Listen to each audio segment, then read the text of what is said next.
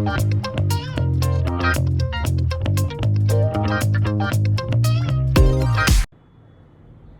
Everyone, मेरा नाम है सुरजीत और स्वागत करता हूँ मेरे चैनल पे HD फिटनेस पे।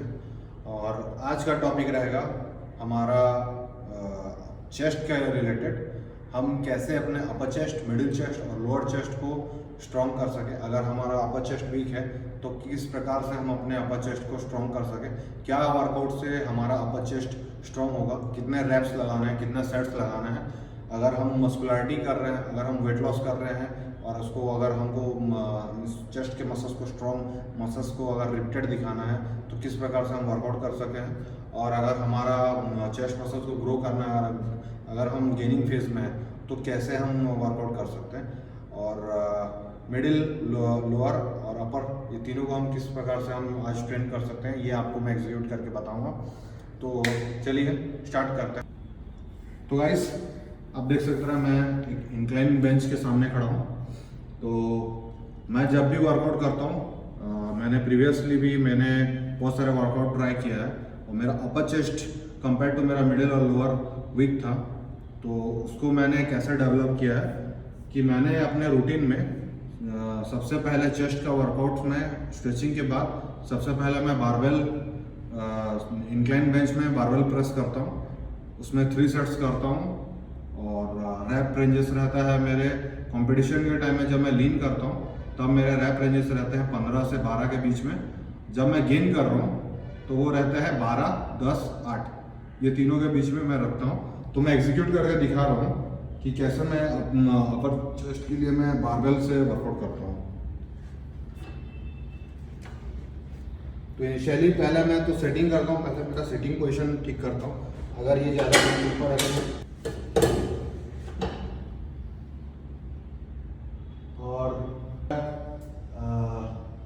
बेंच बारबेल का उसका ग्रिप का मैं पोजीशन ढूंढता हूँ। तो सबसे पहले तो मैं अपना शोल्डर विड्थ देखता हूँ।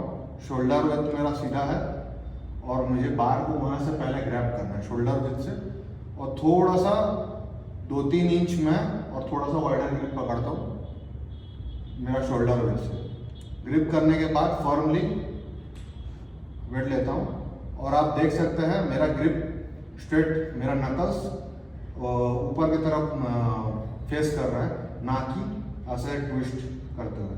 बहुत सारे लड़कों को मैं देखा हूँ ऐसा, उनका रिस्ट बैंड होता है और नकल उनका पीछे की तरफ होता है, जो कि इंजरी होने का चांसेस रहता है। मैं नकल्स एकदम स्ट्रेट रखता हूँ और मेरे नकल्स ऊपर की तरफ व्यू करते रहता है। उसके बाद मैं धीरे धीरे नीचे लेके आता हूँ इस कॉन्सेंट्रिक फेज में। अब मेरा कॉन्सेंट्रिक फेस हो रहा है, पुश है मेरा कॉन्सेंट्रिक फेस, और जब मैं नीचे धीरे धीरे लेके आ रहा हूँ ये मेरा इसेंट्रिक फेस है।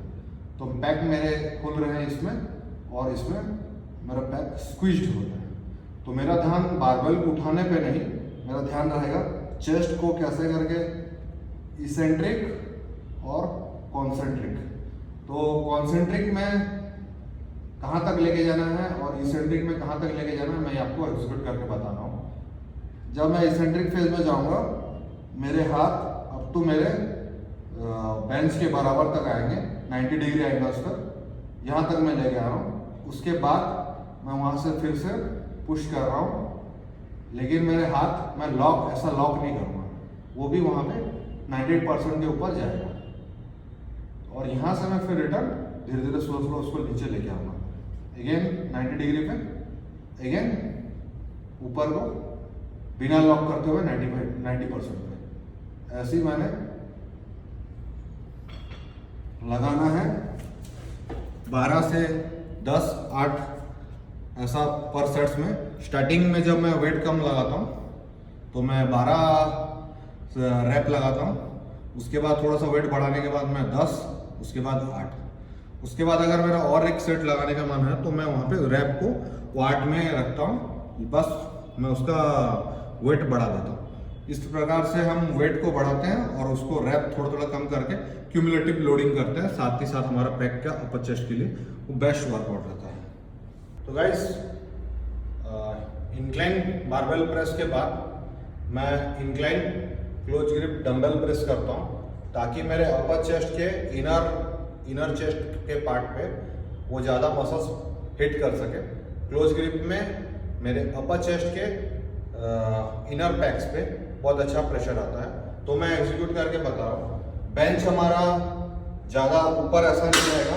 अगर ये ज़्यादा ऊपर कर देता हूँ तो मेरे शोल्डर पे आ जाएगा, और ज़्यादा नीचे कर दूंगा तो मेरे अगर इसको ज़्यादा नीचे कर दूंगा तो ये मेरे मिडिल वाले पैक पे आ जाएगा। तो मैं उसको अराउंड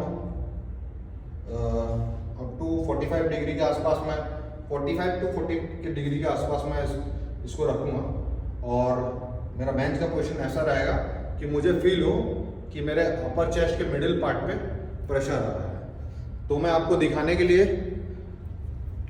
जस्ट टू एग्जाम्पल मैं 5 का डंबल ले रहा हूँ। ज़रूरी नहीं कि 5 का डंबल यूज़ करना है, आप अपने हिसाब से डंबल्स के वेट बढ़ा सकते हैं या घटा सकते हैं। मैं तो जब वेट कर लेता हूँ तो मैं अपने हिसाब से लेता हूँ, ताकि मुझे 12 रैप लगाना हो तो मैं 10 में फैटिक फील करूँ, और आखिरी के 2 रैप मेरे पे अपना जान लगाना पड़े, तो उस हिसाब से मैं वेट लेता हूँ। तो मैं इसमें अभी लाइट वेट ले रहा हूँ एग्जांपल के लिए, तो आप देख सकते हैं कैसे एग्जीक्यूट करना है। सबसे पहले तो डंबल को ऊपर जॉइंट करके रखना है, स्टार्टिंग पोजीशन। चेस्ट मेरा अपवर्ड्स रहेगा, डंबल धीरे धीरे मेरे अपर चेस्ट के पास यहाँ पे फिनिश होगा, और धीरे धीरे प्रेस करूँगा ऊपर की तरफ। Again close to my upper chest, again upper chest ऐसा स्क्वीज होगा, और मैं अपना हाथ को बाहर नहीं निकालूंगा, हाथ मेरे आगे की तरफ बेंड होंगे, ना कि बाहर की तरफ। अगेन मैं पुश करूंगा ऊपर की तरफ। अब देख सकते हैं मेरे फॉर्म कैसा है।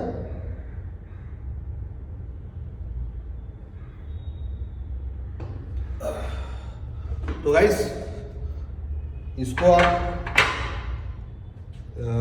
12-10-8 अगेन ये एग्जीक्यूट कर सकते हैं। 12 रैप पहले सेट में, फिर 10, फिर 8, फिर 8, ऐसा करके 4 भी लगा सकते हैं। मैं हालांकि 3 सेट्स में बिलीव करता हूँ, 3 सेट 12-10-8 रैप यूज़ करता हूँ। तो ये मेरा फर्स्ट अपर चेस्ट का 2 वर्कआउट हो गया।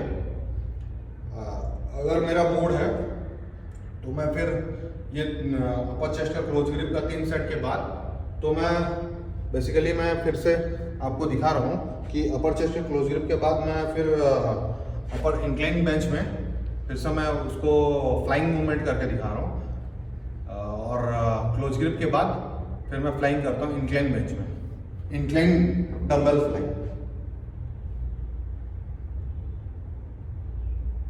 बेंच के पैरेलल तक लेके आता हूँ, बेंच से ज़्यादा नीचे नहीं, बेंच से नीचे नहीं जाएगा मेरा हाथ, क्योंकि शोल्डर में इंजरी होने का चांसेस रहता है इससे अगर ज़्यादा नीचे जाऊँगा तो।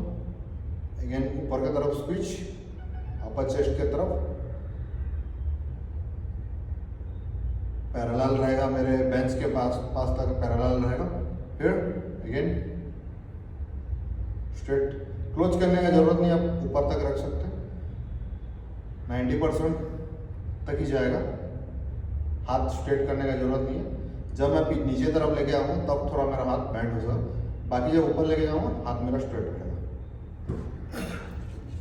ये रहेगा हमारा इंक्लाइन फ्लाइंग के मूवमेंट। अपर चेस्ट के बाद बारबेल प्रेस किया मैंने इंक्लाइन बेंच में, उसके बाद डंबल क्लोज ग्रिप में लगाया, उसके बाद इंक्लाइन बेंच में मैंने फ्लाइंग लगाया। ये मेरे 3 पार्ट मेरे हो गए अपर चेस्ट के लिए। उसके बाद मैं प्लेन बेंच में आता हूँ। तो गाइस देख सकते हैं ये प्लेन बेंच है, और इसमें मैं मेरे अपर चेस्ट के 3 वर्कआउट के बाद मेरा चौथा वर्कआउट मेरा प्लेन मिडिल चेस्ट के लिए रहता है कि मैं बारबेल प्रेस लगाता हूँ प्लेन बेंच में।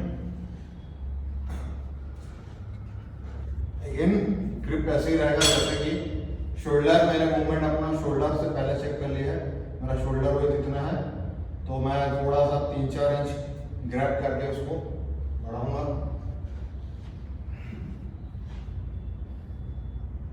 शोल्डर वेट से थोड़ा ज़्यादा लेंगे, 3-4 इंच। उसके बाद मिडिल पैक पे मैं उसको अलाइनमेंट करूँगा। मिडिल पैक से ये लेवल तक लाया, बेंच के बराबर तक 90 डिग्री एंगल पे। अगेन प्रेस रहेगा 90%। ज़्यादा मैं लॉक नहीं करूँगा ताकि इंजरी ना हो मुझे। Again press 90 degree, then press और 90% रहेगा। एक चीज़ याद रखना है कि जब हम मसल्स इसेंट्रिक ले रहे हैं उसको कंट्रोल में लेना है। कॉन्सेंट्रिक एक्सप्लोसिव कंट्रोल में रहेगा तो भी चलेगा, इसेंट्रिक हमारा कंट्रोल में होना चाहिए। अगेन प्रेस और ये होगा हमारा नॉर्मल प्लेन बेंच में बारबेल प्रेस हो गया। क्योंकि मेरा अपर चेस्ट वीक है तो मैं अपर चेस्ट पहला वर्कआउट किया, उसके बाद मैं प्लेन बेंच में किया। इसके बाद एग्जीक्यूट करूँगा मैं। तो गाइस मैं अपना अभी 5वां वर्कआउट जो कि मेरा गाइस प्लेन बारबेल प्रेस करने के बाद मैं अभी आया हूँ डंबल प्रेस में। तो डंबल प्रेस करने के लिए मैं एग्जीक्यूट करके दिखा रहा हूँ कैसे हमारा डंबल प्रेस लगाएंगे।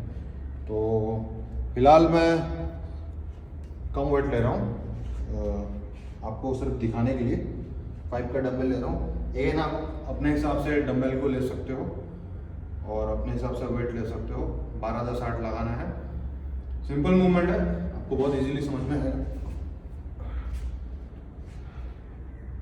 डंबल को अपने चेस्ट के बराबर तक लाना है, ज़्यादा नीचे हाथ नहीं जाएगा, पैरेलल रहेगा 90 डिग्री एंगल तक प्रेस होगा।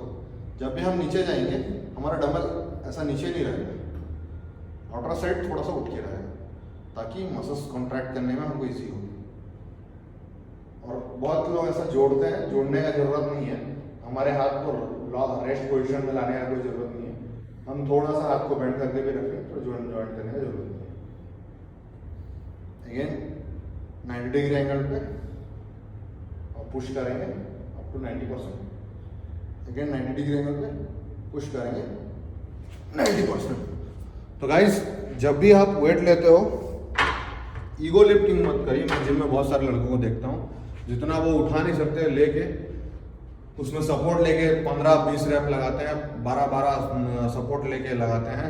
सपोर्ट के सपोर्ट लेते रहते हैं, एनी टाइम उनका दम होता नहीं है, तो उसमें कोई फायदा है नहीं। आप जितना आप खुद के दम पे उठा सकते हो वहाँ तक मारो। हाँ, आखिरी के 2 रैप में अगर आपका नहीं जा रहा है और आपको सपोर्ट का जरूरत है then you can take support. बाकी उसके अलावा ज़बरदस्ती का सपोर्ट लेके 10-12 रैप निकालना वो मेरे दिमाग के बाहर का चीज़ है। तो प्लेन डंबल प्रेस के बाद आप डंबल फ्लाइंग भी लगा सकते हो। उसका 3 सेट हम डंबल प्रेस के बाद डंबल फ्लाइंग मूवमेंट में मैं आपको दिखा रहा हूँ कैसे करना है। अगेन मैं आपको बता रहा हूँ कि मैं आपको एग्जांपल दे रहा हूँ, इसीलिए मैं कम डंबल का वेट है मेरा, मैं अपने हिसाब से वेट लेता हूँ। आप भी अपने हिसाब से ऐसा वेट लेना कि आप अगर 10 किलो उठा सकते हो और उससे 12 का रैप लगा सकते हो तो बहुत अच्छी बात है। इजीली अगर लगा सकते हो then you should go for 12.5। और अगर 12.5 आपसे नहीं हो पा रहा है तो आप स्टिक करो 10 पे, प्रॉपर उसको जितना मार सकते हो और ऐसे एग्जीक्यूट करना है। दिखा रहा हूँ आपको करके। अगेन डंबल बॉडी का सीधा सीधा रहेगा और धीरे धीरे मैं नीचे जब लेके जाऊंगा तो मेरा हार्ट बैंड होगा और मैं 90 डिग्री एंगल तक लेके जाऊंगा। बेंच से नीचे नहीं लेके जाऊंगा, बेंच का बराबर तक लेके जाऊंगा और अगेन पुश करो। डंबल जोड़ने का जरूरत नहीं है, अप टू 90% लेना है। यहाँ पे भी 10% तक रखना है और 90 बेंच का बराबर और प्रेस। ये रहेगा मूवमेंट डंबल फ्लाइंग के लिए। डंबल फ्लाइंग जब हम करते हैं बहुत से लड़के बेंच का नीचे लेके चले जाते हैं तो हमारे शोल्डर में इंजरी होने का चांसेस रहता है। अब बेंच के पैरेलल तक लेके जाइए, फिर वहाँ से पुश करिए वहाँ से ऊपर। और जब भी डंबल फ्लाइंग लेके जा रहे हैं उसको बाद छोड़ना नहीं है, उसको कंट्रोल में छोड़ना है। हमारा कोई भी इसेंट्रिक मूवमेंट होगा जब हम मसल्स को रिलैक्स फैला रहे हैं, मसल्स को रिलीज कर रहे हैं, नेगेटिव कर रहे हैं, वो हमारा स्लो मूवमेंट होना चाहिए। कॉन्सेंट्रिक हमारा आप जब मसल्स को स्विच कर रहे हैं, पॉजिटिव जा रहे हैं, तब आप उसको कंट्रोल एक्सप्लोसिव में भी ले सकते हो। तो ये हो गया मेरा 3 प्लेन बेंच में मैंने कर लिया, और एक मैंने बारबेल प्रेस लगाया, फिर डंबल प्रेस, फिर आपको मैं फ्लाइंग मूवमेंट करके दिखा रहा हूँ। और हालांकि मैं इतना मूवमेंट नहीं करता हूँ, मैं अगर इंक्लाइन बारबेल से चालू करता हूँ तो इंक्लाइन बारबेल प्रेस करता हूँ, उसके बाद incline close grip dumbbell press करता हूँ, उसके बाद मैं नॉर्मल प्लेन बेंच में अगर लगा रहा हूँ उस दिन अगर, तो प्लेन बेंच में लगाता हूँ, और बारबेल प्रेस करने के बाद फिर मैं डंबल प्रेस लगाता हूँ। या तो मैं अगर डंबल प्रेस नहीं लगा रहा तो मैं डंबल फ्लाइंग लगाता हूँ। उसके बाद मैं डंबल डिक्लाइन बेंच पे आ जाते हैं। मैं जब भी बेंच प्रेस लगाता हूँ, मेरा अपर चेस्ट वीक है तो मैं अपना अपर चेस्ट का पार्ट हिट करता ही हूँ, और ये मैं 100% करता हूँ। कोई भी किसी दिन में मैं अपना अपर चेस्ट का बॉडी पार्ट छोड़ता नहीं हूँ, क्योंकि मुझे अपना अपर चेस्ट कंपेयर टू मेरा मिडिल और लोअर वीक लगता है। तो मैं इसलिए हर दिन में अपना, जब भी मैं हर वीकली में अगर चेस्ट कर रहा हूँ तो अपर चेस्ट तो मेरा इंक्लाइन बेंच इंक्लूडेड रहता ही है।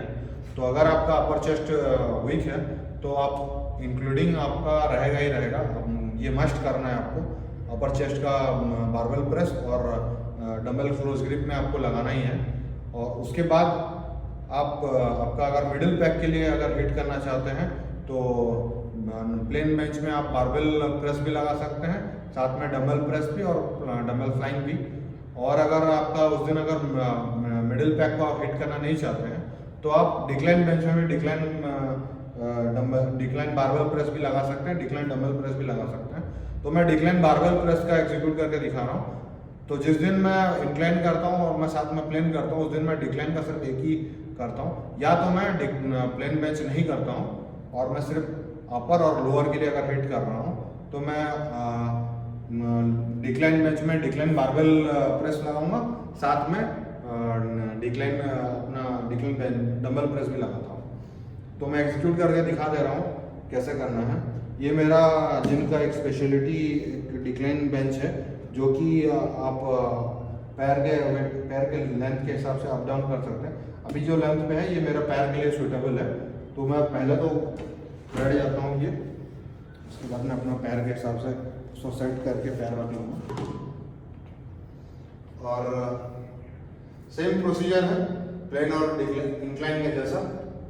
अपना शोल्डर में लेके वहाँ से 2-3 इंच चौड़ा लेके उठा लेना है, और ये जब फिनिश होगा ये मेरे लोअर पैक्स पे आके फिनिश होगा, ना कि मेरे मिडिल ना ही मेरा अपर।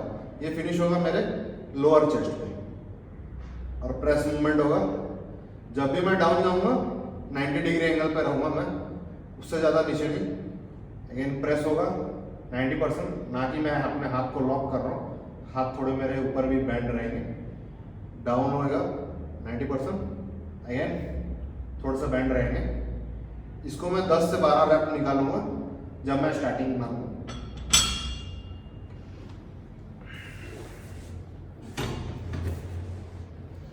और आप देख सकते हो कि मैंने फिलहाल तो मैंने बिना वेट का लगाया है, ताकि मैं आपको एग्जीक्यूट करके प्रॉपरली बता सकूं।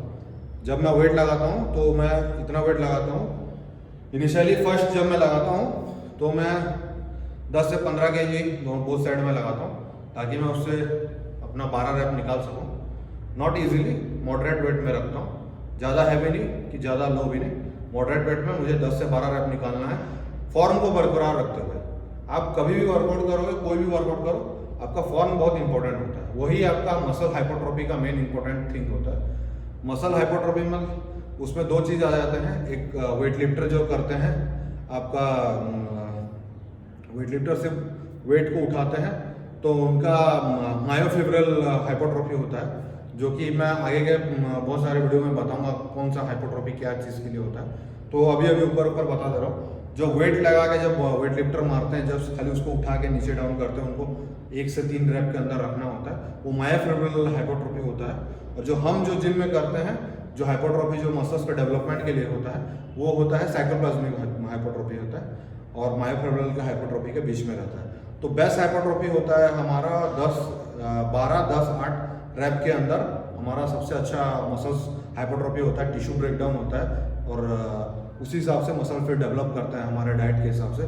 डाइट तो इम्पोर्टेंट होता ही है। तो ये मेरा हो गया डिक्लाइन बेंच में मैंने बारवेल प्रेस करके दिखा दिया, साथ में मैं डिक्लाइन बेंच में डंबल प्रेस भी आपको करके दिखा रहा हूँ। तो गाइस डिक्लाइन बारवेल प्रेस के बाद अभी आ जाता हूँ डिक्लाइन डंबल प्रेस कैसे करके बताना है। तो मेरे जिम में मल्टी बेंच है जो कि प्लेन इंक्लाइन डिक्लाइन हो सकता है, आप सबके जिम में भी होगा।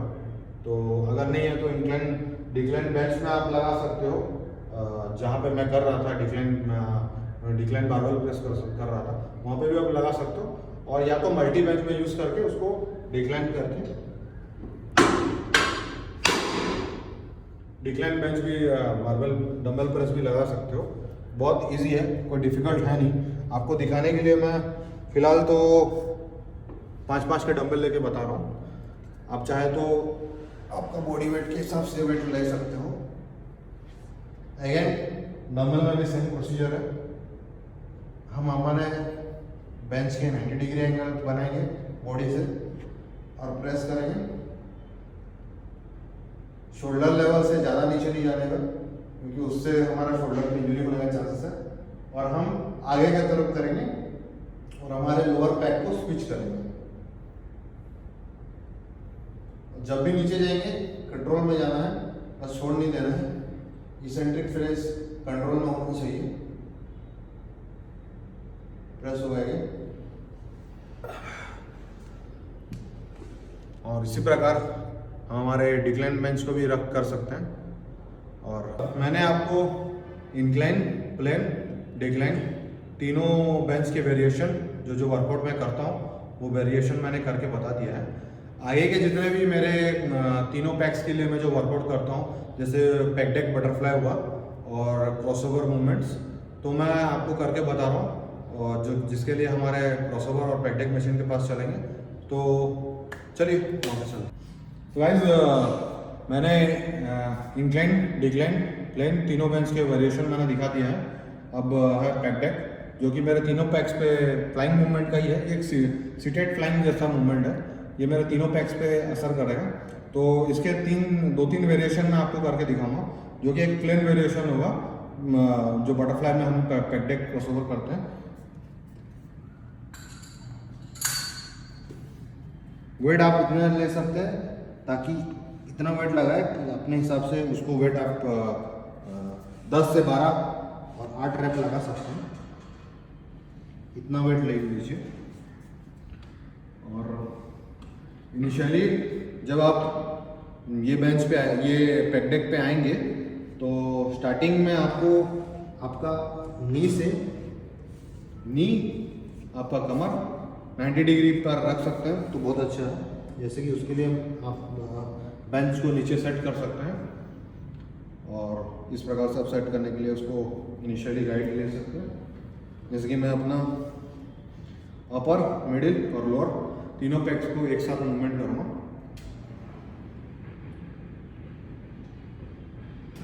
धीरे धीरे इसको छोड़ना है, प्रेस करूँगा, धीरे धीरे इसको छोड़ना है।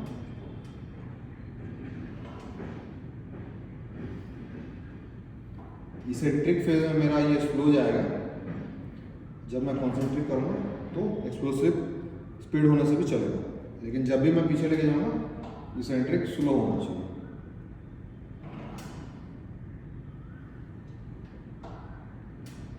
ये एक प्लेन वेरिएशन हो गया जो कि मैं करके बताया आपको। उसमें और एक वेरिएशन है, जब भी हम लगा रहे हैं तो आखिरी के 2-3 रैप में आप क्या करिएगा,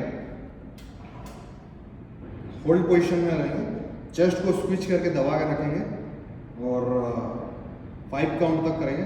5, 4, 3, 2, 1 और जब पीछे लेके जाएंगे 5, 4, 3, 2, 1 इसमें फिनिश होगा। अगेन 5, 4, 3, 2, 1 और अगेन 5, 4, 3, 2 1 फिनिश हो रहा है। तो इससे हमारा इसेंट्रिक फेज में हमारा हाइपरट्रॉफी ज़्यादा होगा और साथ ही साथ हम क्लोज कर रहे हैं, साइटोप्लाज्मिक हाइपोट्रोफी भी हमारा बहुत अच्छा रहेगा। तो ये रहेगा हमारा पैक्टेक मूवमेंट, जो कि ज़्यादा डिफिकल्ट तो है नहीं। और एंड तो इसके बाद मैं आपको दिखाऊंगा क्रॉसओवर कैसे करके। पैक्टेक के बाद सबसे आखिरी में मैं लगाता हूँ क्रॉसओवर। तो क्रॉसओवर का एक खुद का वेरिएशन है मेरा, जो कि मेरे अपर मिडिल में अच्छा आता है। साथ में उसको मैं आइसोलेट करता हूँ मेरे उसमें सुपर सेट लगा के मैं उसको डाउन फेस में भी करता हूँ, ताकि मेरे लोअर पैक पे भी प्रेशर आए। तो पहले तो मैं मेरे मिडिल और अपर पैक के लिए मैं कैसे एग्जीक्यूट करता हूँ, बहुत इजी है। अपर चेस्ट और मिडिल के बीच में लाना है मेरे क्रॉसओवर को।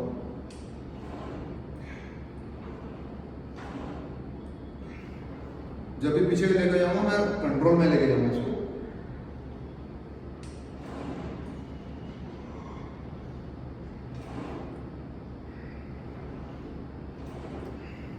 ये मैंने 10 रैप लगाना है। 10 रैप के बाद फिर मैं इसको डाउन फेज में लेके जाऊंगा और मुझे लगाना है लोअर में। इस तरीके से मैं प्रेशर करूँगा मेरे लोअर पैक्स के लिए।